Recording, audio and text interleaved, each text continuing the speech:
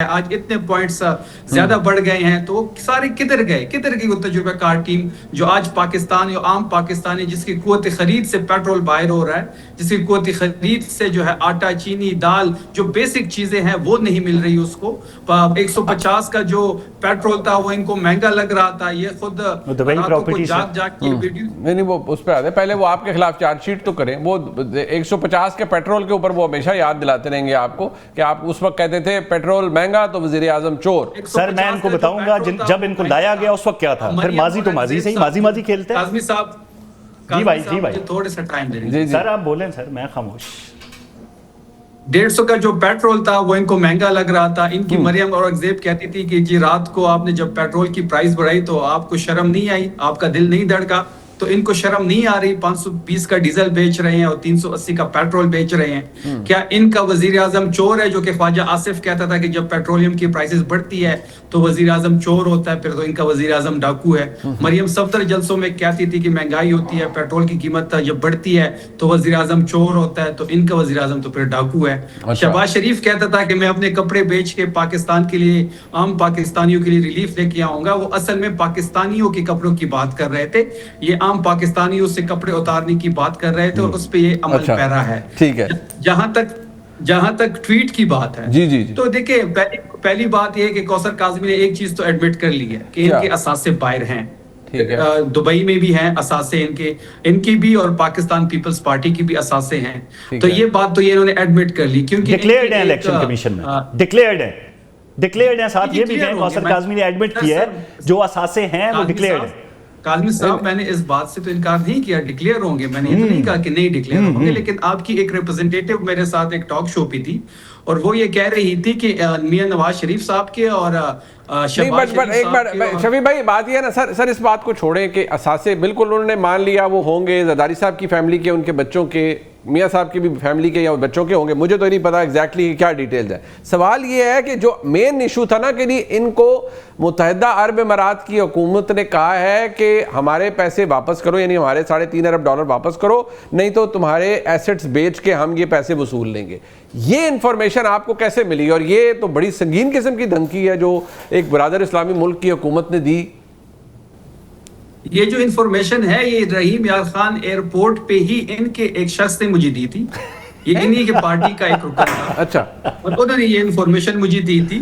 اور ان کی سفارتکاری کا یہ حال ہے کہ انہوں نے ابو ظہبی کو بھی اور آپ فارغ ہیں، رحیم یار خان ایئرپورٹ پہ بک رہی ہے آپ کی حکومت کی کریڈیبلٹی، مطلب کوثر کاظمی صاحب بھائی جب میں بھی آ رہا تھا آپ کے دفتر کی سیڑھیاں چڑھ رہا تھا، ایک بندے نے مجھے بتایا اصل میں فرح گوگی نے فون کیا ہے جناب شفیع جان کو کہ آپ جلدی جلدی ان کے اثاثوں کے نام دیں، کیونکہ یار یہ سورس ہوتے ہیں شفیع، مطلب ایک انفارمیشن منسٹر بیٹھا ہوا ہے اس کا سورس یہ ہوگا کہ فرح گوگی سے کوئی رابطہ نہیں ہے۔ ویسے وہ واحد خاتون ہے جن کو خان صاحب نے ڈیفینڈ کیا تھا نیشنل میڈیا کے اوپر بیٹھ کر اور کہا تھا کہ وہ معصوم ہے خاتون، معصوم ہے خاتون۔ اب میں کوٹ کروں گا، اگر معصوم نہیں ہے، انہوں نے ایسی کوئی ان کے کوئی ایسے مطلب کیسز ہیں تو پھر حکومت کو چاہیے کہ وہ انٹرپول کے ذریعے واپس بلا لیں، ان کو واپس بلائیں گے تو پھر آپ کل ان کا دفاع کر رہے ہوں گے بیٹھ کے۔ میں یہاں پہ آپ کو کہوں یہ پیٹرول کے حوالے سے، چور کے حوالے سے، وہ ایک اگر نارمل حالات ہیں پھر آپ یہ الزام لگا سکتے ہیں۔ میں اس سے بڑی سٹیٹمنٹ آپ کو دے دیتا ہوں، یا تو آپ اس شخص کی مذمت کریں، آج لعنت بھیجتے ہیں جھوٹوں پہ، خواہ اس کا تعلق کسی جماعت سے ہو، چلیں آج وعدہ کرتے ہیں نیشنل میڈیا پہ قوم کے سامنے، کیا عمران خان نے یہ نہیں کہا تھا کہ اگر حالات یوں ہوئے تو پیٹرول 500 کا ہوگا؟ کیا عمران خان نے یہ نہیں کہا تھا چیزیں امپورٹ کرتے ہیں، دالیں یہ وہ ہمیں دگنے ریٹ پہ ملتے ہیں ان حالات کے اندر؟ کیا عمران خان نے یہ نہیں کہا تھا کہ مہنگائی کا اثر ہوگا جب بھی ہم درآمد کریں گے یہ چیزیں؟ تو آئیں لعنت بھیجتے ہیں ہم سب پہ، آپ بھیجیں عمران خان پہ کہ اس نے غلط کہا تھا، آپ بھیجیں، مطلب نہیں کریں گے آپ، بات سنیں، لانتے نہ بھیجیں، وہ تو ایک سیکنڈ، دو طرفہ لانتے ہو جائیں گی نا، لعنت کوئی بری بات نہیں ہے، لعنت کوئی بری بات نہیں ہے، جب کوئی غلط وہ آپ پر بھیجیں گے، پھر اس کا لفظی مفہوم بھیجیں نا، پھر بطور اجتماعی لعنت بھیجیں۔ یہ کیا ہوا کہ ان کا کمپٹیشن کرنا ہے لعنتوں کا، تو بھائی بات یہ ہے کہ جو ہماری بات تو ہم تو کر ہی نہیں رہے، آپ کے محبوب قائد نے یہ باتیں کی ہوئی ہیں، آپ کے محبوب قائد نے یہ کہا ہے کہ بھائی جان وہ بل جلا دو، سول نافرمانی لے ہو، آپ کے محبوب قائد نے اوورسیز پاکستانیوں کو یہ کہا ہے کہ ترسیلات زر مت بھیجو. آپ کے محبوب کے قائد بچے بیٹھ کے کہہ رہے ہیں کہ جی ایس پی پلس سٹیٹس کو پاکستان کے انسانی حقوق کے ساتھ مربوط کیا جائے. آپ جب بھارت کے ساتھ ہم کھڑے ہوتے ہیں, آپ کے بیانات کیا ہوتے ہیں, ہماری تو ہر بات کے پیچھے دلیل اور منطق موجود ہے. لیکن آپ کے پاس کیا اس کا جواب ہے کہ رحیم یار خان ایئرپورٹ پر ایک خاص ذرائع نے ان کو بتایا کہ آپ کی قیادت کو اور زرداری صاحب کو یہ دھمکی دی گئی ہے کہ آپ لوگ پیسے واپس کریں نہیں تو بیچ دیں. بھائی رحیم یار خان وہ شفیع بتا سکتا ہے. اتنی بڑی خبر اگر منیب آپ مجھے دیتے نا, آپ مجھ سے قرآن پہ حلف لیتے, میں اس قسم کا کفارہ ادا کر دیتا. لیکن قوم کے سامنے بتاتا کہ اتنا کریڈیبل سورس ہے جس نے مجھے یہ بات بتائی ہے, کفارہ میں دیتا ہوں شفیع کا, کفارہ میں دیتا ہوں شفیع کا, نام دے سورس کا. انہوں نے ٹویٹ کیا اور انہوں نے ٹویٹ ڈیلیٹ نہیں کی, وہ ابھی بھی موجود ہے. اچھا میں آپ کو بتاؤں اس کو ٹویٹ کہاں سے آیا ہے. وہ منیب صاحب جی میں نے کہا کہ یہ وقت ثابت کر دے گا, اس پہ بحث کی ضرورت نہیں ہے, وقت ثابت کر. انہوں نے الزام لگا دیا میرے پاس سورس ہے, لیکن آپ ذرا اس سے پہلے تھوڑا سا ہوم ورک کر لیتے. آپ جو اثاثے وہاں پہ ہیں پاکستانیوں کے, ان کی قیمت کسی اچھے ریل اسٹیٹ سے پتہ کراتے شفیع. اس کے بعد آپ کہتے ہیں آپ کی بات کی نفی کر رہی ہے. یار 350 ارب ڈالر اگر آپ کو اثاثے نہیں ہے یار. شفیع جان صاحب, اگر آپ کو خیبر پختونخوا کی حکومت کے بحیثیت ایک ذمہ دار وزیر کے زرداری صاحب یعنی ان کی فیملی اور میاں صاحبان کی فیملی عدالت میں لے جائے کہ آپ نے ہم پر یہ الزام لگایا ہے, تو کیا جس سورس نے آپ کو یہ کہا ہے آپ اس کو عدالت میں پیش کر پائیں گے؟ دیکھیں یہ چیز منیب صاحب وقت ثابت کر دے گی. اگر یہ قرضہ جو ہے یہ واپس نہیں کرتے, اگر یہ قرضہ واپس نہیں کرتے, یہ تو پہلے قرضہ واپس کریں گے, مزید بجلی بینک کریں گے اور پیٹرول بھی مزید مہنگا کریں گے. اگر یہ واپس نہیں کرتے اور رول اوور بھی نہیں ہوتا تو یہ ثابت ہو جائے گا. رانا صاحب مجھے ذرا اختتام میں عرض کیجئے گا, ایک تو یہ اس پہ ذرا بریف کامنٹ کیجئے گا, یہ ذمہ دار شخصیت ہے شفیع جان صاحب, انہوں نے ان کے پاس سورس بھی ہے جس نے یہ گفتگو شفیع جان صاحب کی تھی. میرے لیے بھی بڑی حیرانی تھی, میرا ایک دم دل کیا میں شفیع بھائی سے پوچھوں, لیکن میں نے کہا کیونکہ وہ ایک ذمہ دار شخصیت ہے اور ٹویٹ موجود ہے.